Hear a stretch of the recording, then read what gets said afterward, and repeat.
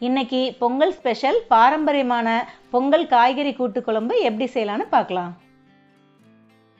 குக்கரில் கடலெண்ணெய் ஊற்றி கடுகு, ஜீரகம், வெந்தயம், காஞ்ச மிளகாய், கருவேப்பிலை சேர்த்து தாளித்து சின்ன வெங்காயம், பெரிய வெங்காயம், பூண்டு இதெல்லாம் சேர்த்து வதக்கி பச்சை மிளகாய், தக்காளி இதெல்லாம் சேர்த்து நல்லா வதக்கி கட் பண்ணி வச்சுருக்கிற கத்திரிக்காய், வாழைக்காய், அவரைக்காய், பரங்கிக்காய், சக்கரவள்ளி கிழங்கு, சொரக்காய், கொத்தவரங்காய், முருங்கைக்காய், பீன்ஸ், கேரட், உருளைக்கிழங்கு, வேக வச்ச மொச்சக்காய், பச்சை பட்டாணி, குழம்புக்கு தேவையான உப்பு, மஞ்சள் தூள் சேர்த்து 2 நிமிஷம் நல்லா வதக்கிக்கலாம்.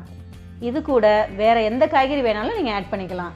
இந்த ஸ்டேஜில் மிளகாய்த்தூள், மல்லித்தூள், சாம்பார் தூள் சேர்த்து 2 நிமிஷம் நல்லா வதக்கிக்கலாம்.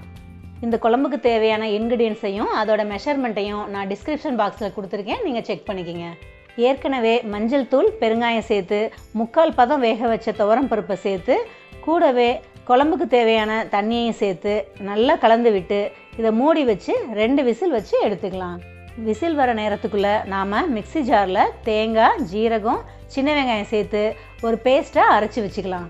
காய்கறி நல்லா வெந்துருச்சு. இந்த ஸ்டேஜில் கரைச்சி வச்சுருக்கிற புளித்தண்ணியை சேர்த்து 5 நிமிஷம் நல்லா கொதிக்க வச்சுக்கலாம். இப்போ அரைச்ச தேங்காய் பேஸ்ட் சேர்த்து இன்னொரு 5 நிமிஷம் கொதிக்க விட்டு கடைசியாக மல்லி இலையை தூவி இறக்குனா கமகமக்கிற பொங்கல் காய்கறி கூட்டு குழம்பு ரெடி.